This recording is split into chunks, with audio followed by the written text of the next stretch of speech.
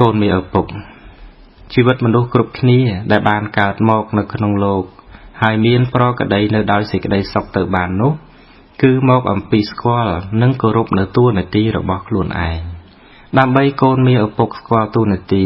ស្គាល់នៅសិទ្ធិរបស់ខ្លួនសិទ្ធិរបស់អ្នកដទៃនិងដើម្បីរៀបចំទុកដាក់ឲ្យបានល្អក្នុងការសេពគប់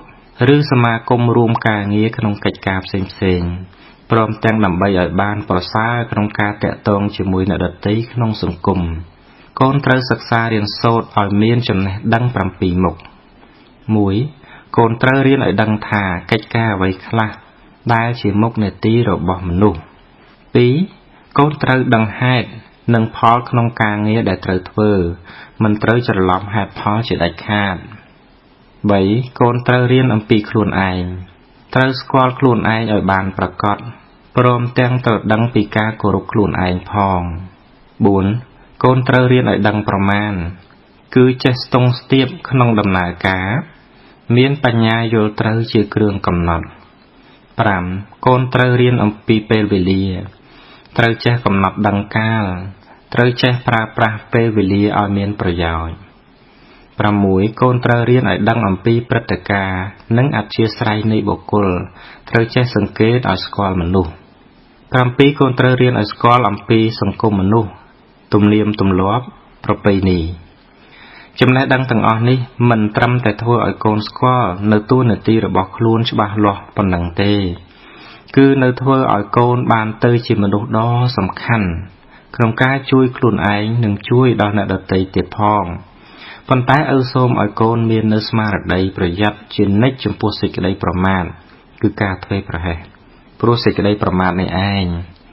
វាអាចធ្វើឲ្យអ្នកដែលចេះស្ទាត់ក្នុងការងារហើយនោះត្រឡប់ទៅជាទទួលនៅបរាជ័យដោយបុគ្គលល្ងង់ខ្លៅឬដូចជារថយន្តដែលក្រឡាប់ធ្លាក់ជ្រោះអីចឹងឯងកូននៃឪពុកតួនាទីរបស់មនុស្សជាកិច្ចការចាំបាច់បំផុតដែលត្រូវសិក្សានិងបប្រតិបត្តិដល់គ្នាទៅវិញទៅមកក្នុងគណៈនេះកូនមានតួនាទីច្រើនយ៉ាងដែលត្រូវធ្វើចំពោះអ្នកដទៃកូនត្រូវបំពេញតួនាទីជាកូនដ៏ល្អរបស់មាតាបិតាកាលកូនជាបងគេកូនត្រូវបំពេញតួនាទីជាបងដ៏ល្អរបស់ប្អូនកាលកូនជាប្អូនគេកូនត្រូវបំពេញតួនាទីជាប្អូនដ៏ល្អរបស់បងកាលកូនជាមិត្តរបស់គេកូនត្រូវបំពេញតួនាទីជាមិត្តដ៏ល្អរបស់មិត្តសម្លាញ់កាលកូនជាអ្នករៀនសូត្រកូនត្រូវបំពេញតួនាទីជាសិស្សល្អរបស់គ្រូគ្រប់យ៉ាងត្រូវឲ្យល្អជាទីបំផុតនិងឲ្យអស់ពីសមត្ថភាពការបដិបត្តិនៅតួនាទីជាមនុស្សគឺជាការបដិបត្តិនៅធម៌ដ៏សមគួរតាមធម៌តួនាទីត្រូវសម្ភារធ្វើឲ្យល្អចិត្តស្មោះសរបន្តការស្មារតីមានមិនប្រមាទក្នុងជីវិតពិតជាស្ពានចាអត់ឃ្លានឈានឆ្លងគ្រោះរស់ប្រពៃខ្ជិលធ្វើការមានឈ្មោះថាស្លាប់ទាំងរស់ស្លាប់ដូចពស់រស់កង្កែបបែបសត្វរីហេតុដូច្នោះកូនត្រូវចេះឆ្លាតវាងវៃកុំចាត់ភ័យលៃឲ្យសពញាប់ដៃជើងកូនមានឪពុកកាលកូនជាអ្នករៀនសូត្រគឺជាសិស្សកូនមានតួនាទីតាក់ទងនឹងការសិក្សាដោយខាងក្រោមនេះ 1. ត្រូវសម្ដែងការគោរពចំពោះលោកគ្រូអ្នកគ្រូដោយសេចក្តីកោតក្រែង 2. បើមានឱកាសត្រូវប្រញាប់ចូលទៅទទួលបម្រើគ្រូក្នុងកិច្ចការដ៏សមគួរ 3. ត្រូវស្ដាប់គ្រូនិងបដិបត្តិតាមការណែនាំរបស់លោកគ្រូ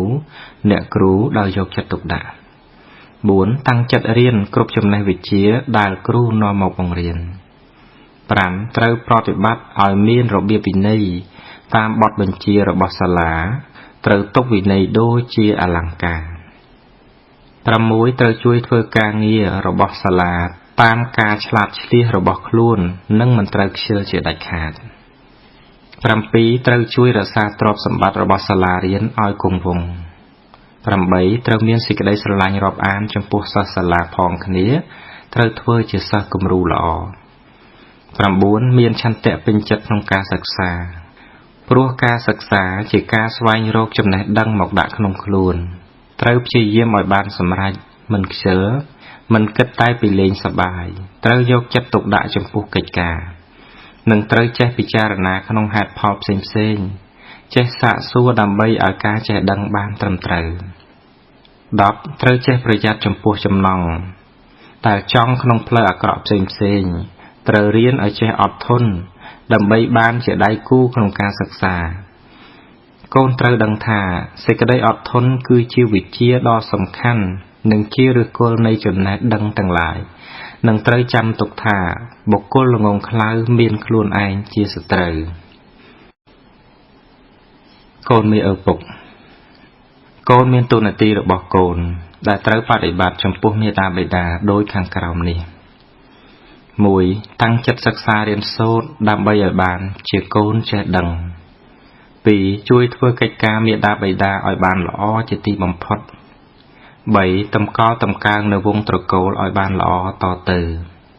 4. ប្រព្រឹត្តខ្លួនឲ្យល្អឲ្យសមគួរជាអ្នកទទួលនៅមរតក 5. មាតាបិតាចិញ្ចឹមកូនឲ្យរស់មកកូនត្រូវចិញ្ចឹមមាតាបិតាវិញជាពិសេសនៅពេលគាត់ចាស់ទៅនឹងឯង 6. នាំមាតាបិតាទៅវត្តឬកន្លែងផ្សេងៗតាមសមគួរ 7. នៅពេលមាតាបិតាមានជំងឺកូនត្រូវថែរក្សាឲ្យបានដិតដល់ត្រូវជួយឲ្យមាតាបិតាបានស្ដាប់ធម៌ផង 8. ត្រូវរក្សាទឹកចិត្តរបស់មាតាបិតាមិនឲ្យមាតាបិតាមានទុក្ខកង្វល់ឬខូចចិត្តដោយសាររឿងមិនល្អរបស់ខ្លួនជាកូនឡើយត្រូវចាំទុកថាសេចក្តីសុខរបស់មាតាបិតានៅត្រង់កតញ្ញូតាធម៌របស់កូនទាំងឡាយ 9. ត្រូវថែរក្សានូវទ្រព្យសម្បត្តិផងអវយវៈខ្លួនប្រាណទាំងមូលផងជីវិតផងនិងអវាទទូមានផ្សេងៗផងដែលមាតាបិតាបានប្រគល់ឲ្យមកកូន 10. ធ្វើបុណ្យឧទ្ទិសដល់មាតាបិតាការគាត់ធ្វើការកិរិយាទៅកាន់បរលោកហើយកូនមេឪពុកបើកូនចង់ស្អាតត្រូវរក្សាសិលបើកូនចង់មានត្រូវឲ្យទានបើកូនចង់ឆ្លាតត្រូវចេះសួរបើកូនរៀនដើម្បីនឹងដឹងអ្វីណាមួយត្រូវរៀនដឹងឲ្យច្បាស់លាស់ពិតប្រាកដកូនមេឪពុករៀនដឹងដើម្បីជួយខ្លួនឯងគឺដើម្បីមានខ្លួនជាទីពឹងខ្លួនឯងបានប្រសើរជាងពឹងអ្នកដទៃកូនមេឪពុកភាសិតបានពោលទុកថាអ្នកស្រែបានស្រូវរមែងឲ្យបាយពួកព្រានទាំងឡាយរមែងឲ្យសាច់ពេទ្យព្យាបាលរោគជាកិច្ចចាំបាច់ឲ្យទានសម្រេចទៅលើចិត្តបុណ្យចំណែកបណ្ឌិតមានពិតក្នុងលោកបានជួបមានជោគព្រោះលោកពោលសុន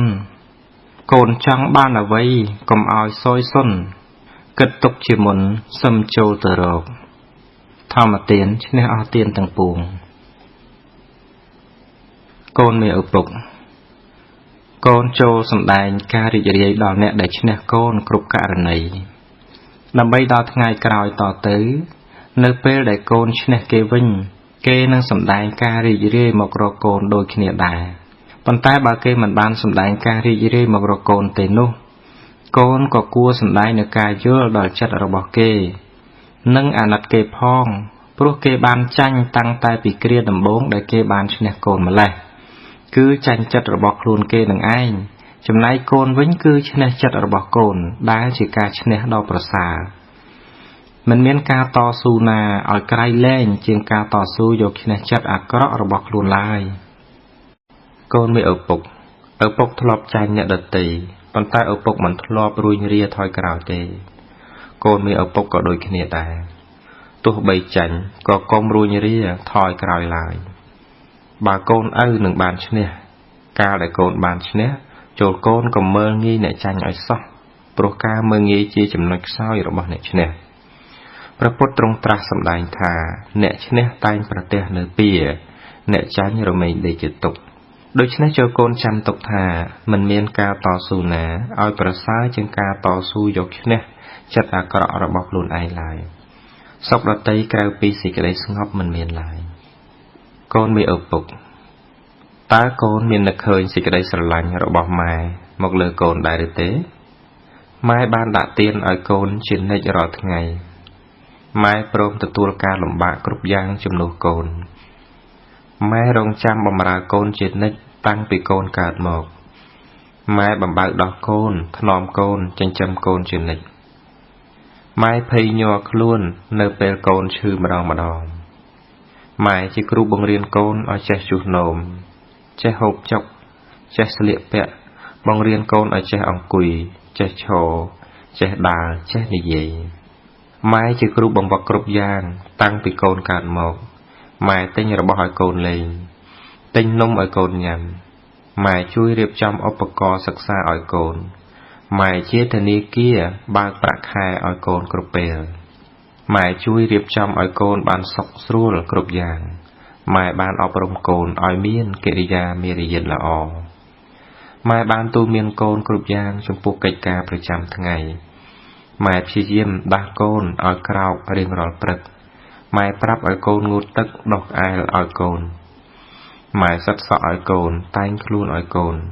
ម៉ែដឹកនាំឲ្យកូនចេះសុភាពរាបសារម៉ែដាស់តឿនកូនកុំឲ្យនិយាយអាក្រក់